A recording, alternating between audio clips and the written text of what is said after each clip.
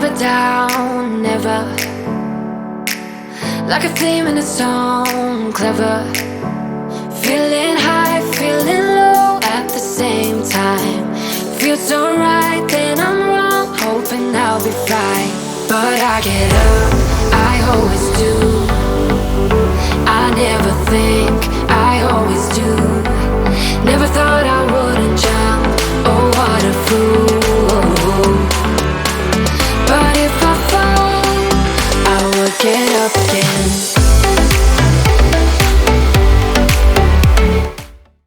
Roller coasters.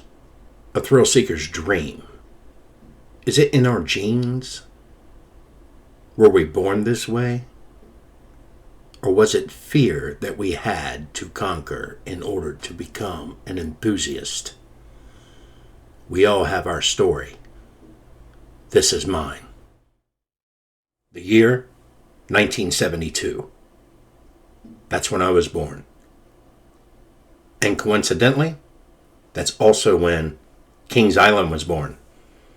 At the time, the Midwest's largest amusement park in terms of land size. And you know what? That was one hell of a year. See, my first coaster was Screamin' Demon. Or, as some of you might know, the Demon. My second big coaster was the Racers. Also born in 1972. And then I rode the coaster that made me a coaster junkie. While I was terrified at first, I finally rode it. I was 7 years old, and I just rode the tallest, longest, fastest, baddest roller coaster ever built at the time, the Beast. So let's go to 2011. That's where this story actually starts. So, I was obese, 330 plus pounds, a smoker. That's who I was at the time. I knew that if things did not change, I was just going to be another statistic. However, I played this game about 10 years earlier called disc golf. The same game as golf, same scoring, same rules for the most part. I remember the courses being kind of hilly. The terrain was wooded. The game was fun. I decided to play to lose weight. I thought it would be a good way to lose weight and to enjoy myself at the same time. The weight started coming off pretty good. Also, something was happening. I was falling in love with the sport. I was getting really good, really fast. My second year playing, I won 13 PDGA events. The PDGA is the Professional Disc Golf Association, just like the PGA, the Professional Golf Association. I won these 13 events as an amateur. I won 24 events overall that year, but the other 11 was not sanctioned. I was doing well. I was losing a lot of weight.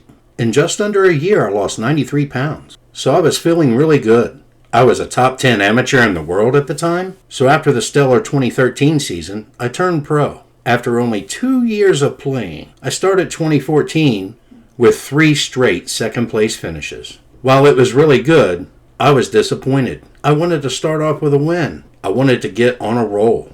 As I was doing okay, but with no wins yet, it happened. I tore my meniscus and MCL.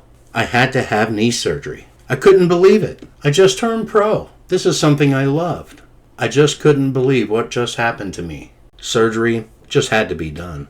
It was the only way out of this. After a few months and trying to play injured, I finally had surgery. September of 2014. I recovered fairly well. In a couple of weeks, I was all good to go. I couldn't believe it. I was walking pretty well. I even attended a concert in Louisville, Kentucky.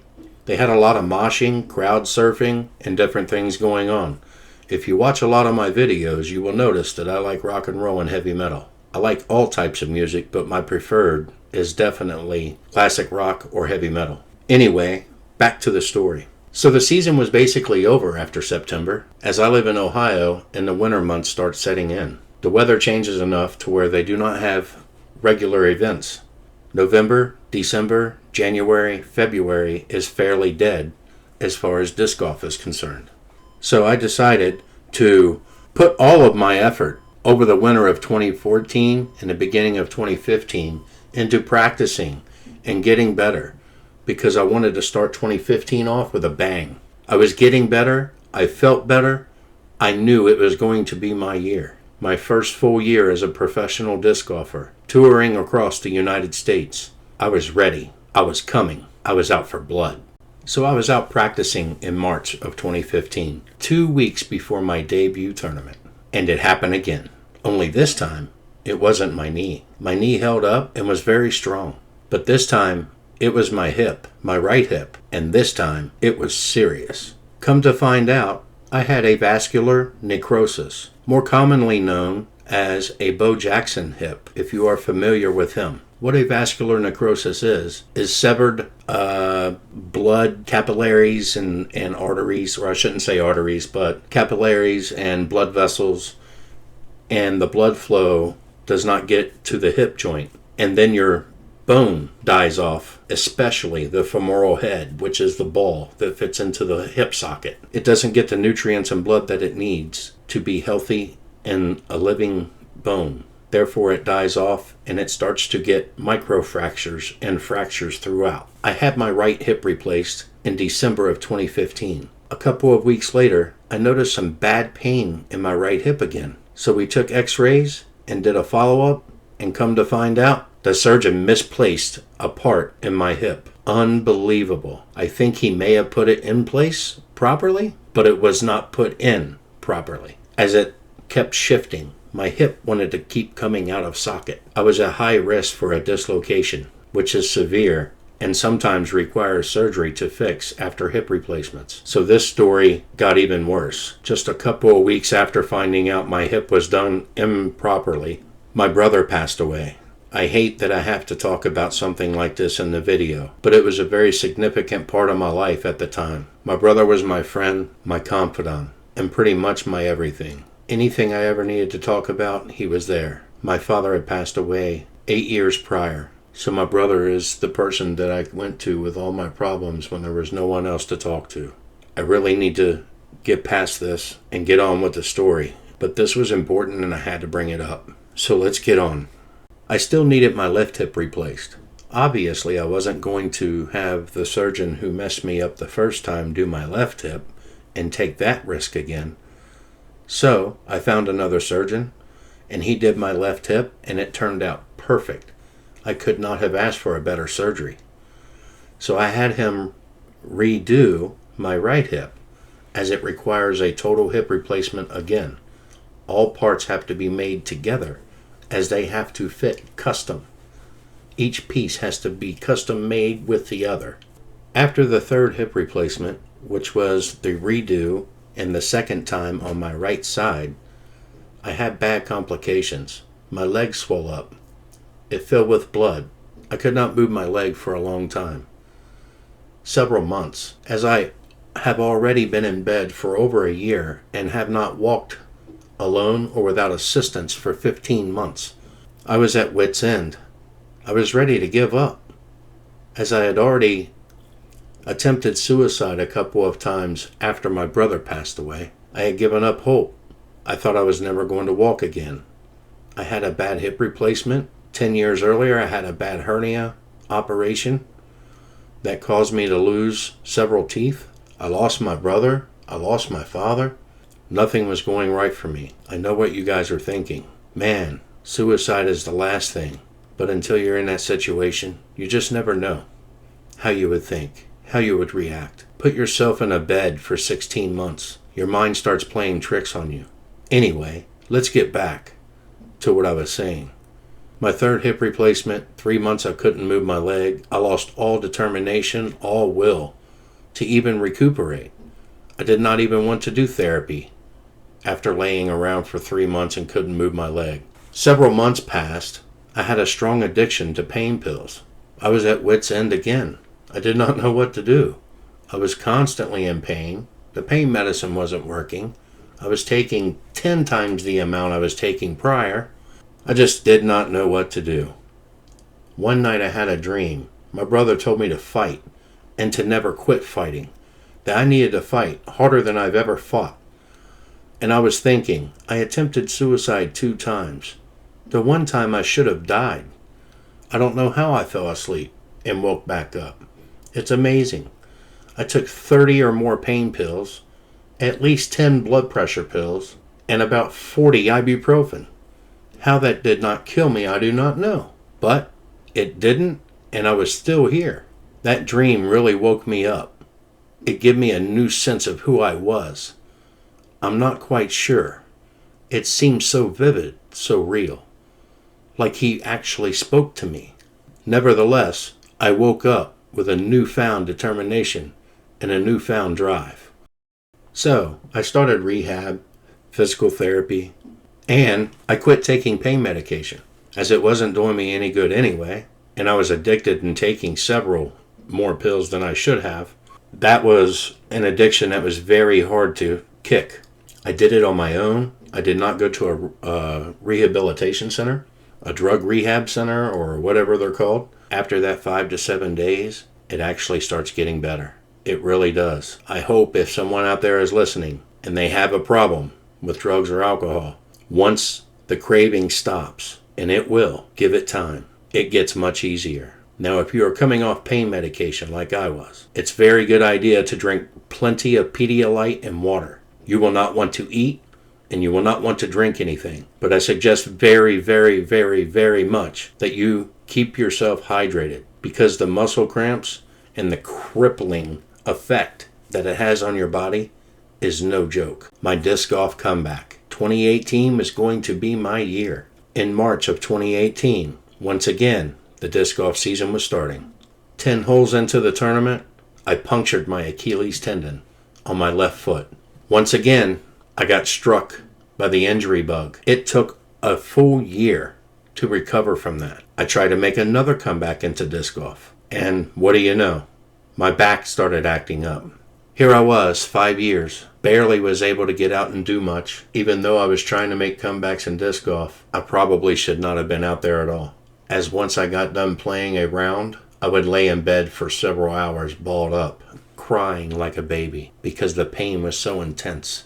As much as I did not want to accept the fact, I was breaking down, I was getting old, my body isn't what it used to be. I had to come to terms with disc golf as a career was over. Any competitive playing in that sport was done for good. I had to find something to fill the void, and that something is what I'm doing right now.